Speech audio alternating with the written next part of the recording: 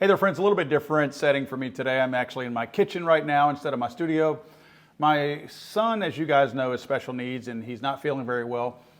And he wanted to go sit out on the side of the pool, so I put an umbrella up out there so he would be in the shade, and he's kind of chilling out there looking at some flashcards. So I wanted to record in here so I could keep an eye on him. Just not sure what's wrong with him. He's not feeling great, and being special needs, he can't express himself and tell us what's wrong. So that's why my setting is a little bit different. I wanted to talk about a couple of things that we've talked about a lot on this channel that kind of all started, or at least came to a precipice whenever the Nashville shooter, the trans shooter, killed the children and the adults at the Covenant School in Nashville, Tennessee. There has been, believe it or not, the mainstream media doesn't want you to know this, but there has been more of these types of shootings from confused people based on their gender over the last couple of years, and it seems to be escalating more and more. But guess what? Are you hearing about it? Likely not. There are two exact same situations, very similar in nature, and actually from a motive standpoint, very similar as well. From what we think is going on with the Nashville thing, we can't really say other than what we've already seen from the manifesto because authorities are blocking it. More on that at another time because there's a lot of stuff going on right now. Kudos to the Tennessee Star for really putting their neck out there and working on that. We have two situations that have more recently happened over the last few days. I want to talk about the Florida one first. Transgender teen kills mother's boyfriend. A mother and her boyfriend were reportedly killed by the woman's transgender child over, get this, disagreements the two had about the teen's gender transition, according to a report. The suspect, born Julia Grace Egler, 16 years old, confessed to killing the couple in Palm Bay, Florida. Police records obtained revealed Egler was motivated by two factors. The mother disapproved of Egler's gender transition, and Egler was bothered by McCallum dating a 22-year-old. So essentially, this person, Egler, staged a botched burglary at this location, went in there first and killed Egler's mom and the boyfriend, right? Shot both of them. Then went back and I think shot the boyfriend a couple of more times in the head and stabbed him. So apparently she was really upset with the fact that the mom was dating a younger man. But her sole reason for killing the mother was that she did not approve of the gender transition. Now, to be clear, I'm saying she because this person was born a girl. I don't play the make-believe games. If this person wants to call themselves a boy, play that game somewhere else. The rules don't apply to me. I call you what you are. We try to deal in facts on this program and not fantasy world. So that's why I call her a girl, because that is in fact what she is. So admittedly killed her mother because her mother disapproved of what was going on, right? So let's go to another story. Shocking outburst of Utah transgender killer after she was arrested for murdering her family as police reveal disturbing new details about the bloodbath. Now this one is very similar. This person, 28 years old, went to a home that she did not live at where her parents lived. Her parents were 69 and 70 years old. Went there and shot them. Shot the mother downstairs, immediately opened the door, went inside, said, "Welcome home." She actually said that. Said, "Welcome home." Excuse me. I'm falling for the media trap. He said, "Welcome home." This was a boy pretending to be a girl. I'm sorry about that. I apologize. Again, fell into the media trap there.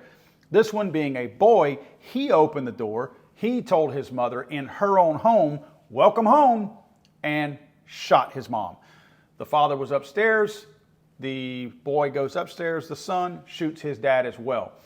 Wasn't sure they were both dead. Went back into each room and shot each one of the corpses one more time to make sure they were dead. In fact, that's where this story came out.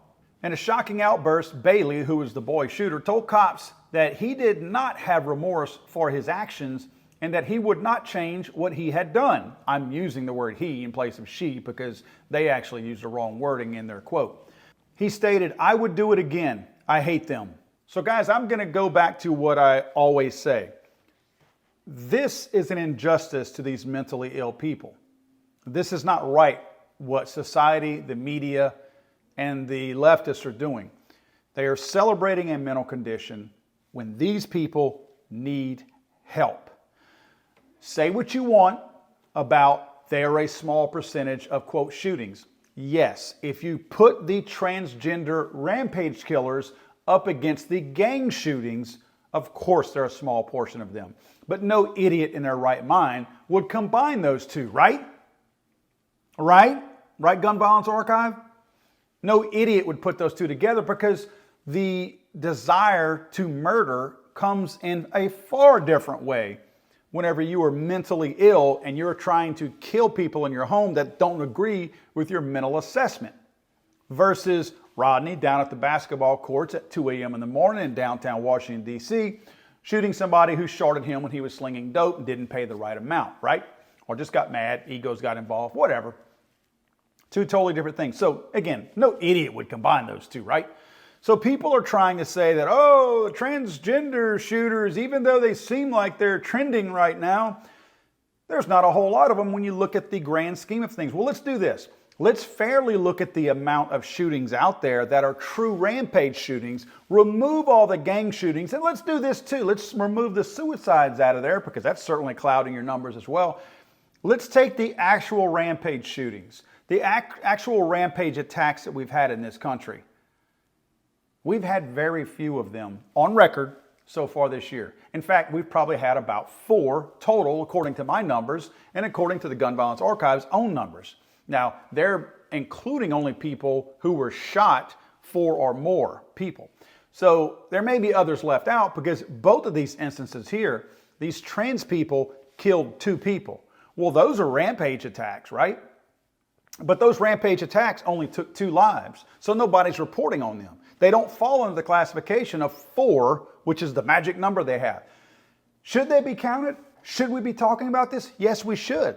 Now, even though these are rampage shootings, these people, unlike the Nashville shooter, did not try to go out and indiscriminately kill as many people as they could.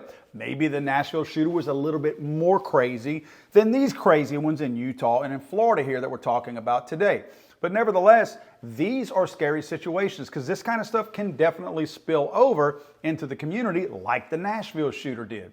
So for us to sit back and act like these types of attacks by these types of people are far and few between is actually not being genuine because that population, those people only make up less than 0.5% of the general population. And right now they're responsible for at least single, possibly double-digit attacks and rampage-type killings, whether it be domestic, rampage, confrontational. They are responsible for a pretty decent large chunk of that. So if you really want to say who the real problem is, according to your numbers, because you guys are calling all these gang shootings, you're calling them mass shootings, then we have to say, first of all, your black youth who were probably ages 16 to 25, those are the people really responsible for most of the mass shootings in the United States, using your numbers. Now, I'm not saying that because I don't count those as mass shootings. I count those as confrontational shootings like I've been saying.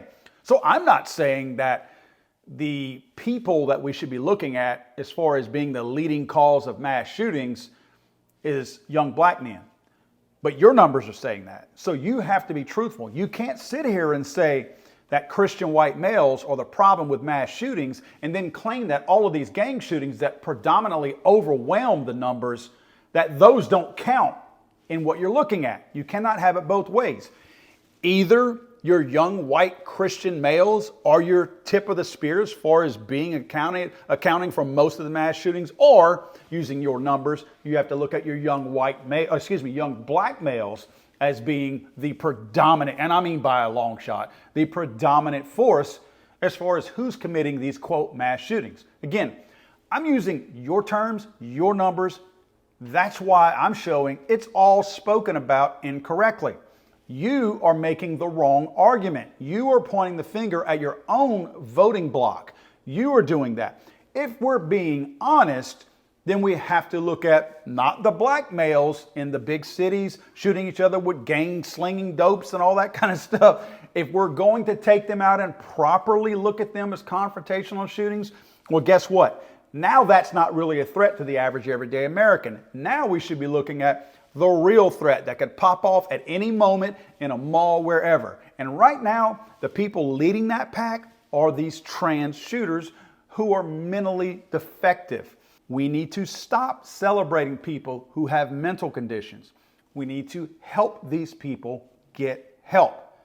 I don't hear anyone out there, no one, whether you're a Democrat, whether you're the LGBTQ, whatever community, I hear no one saying these people that have gender dysphoria and a mental condition based on the DSM-5 book, we need to get them help.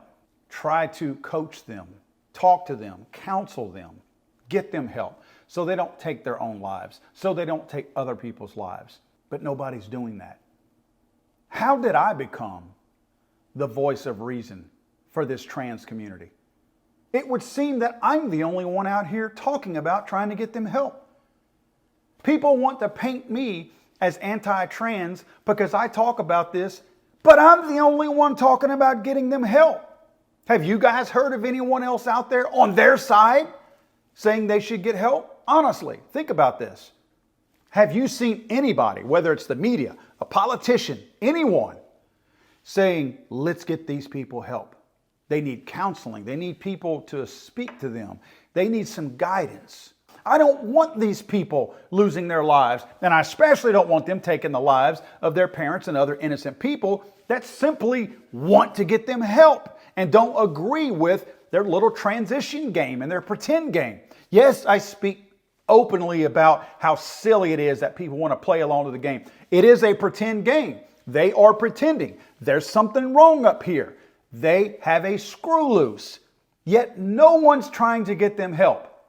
We need to stop celebrating mental conditions in this country and try to find help for these people. There's no way that you can sit there and with a clear conscience and clear mind scold me or preach to me about, quote, mass shootings whenever you are sitting here fueling the fire to these same people that are trying to carry out these atrocities. And stop ignoring these ones that are in the headlines, because they're in the headlines and you're going to see them pop up more and more and more as long as you people empower them and give them this false sense of everything is okay and you are perfectly normal. You don't need help. You need help. God save the Queen, man. I'm sorry, I thought this was America.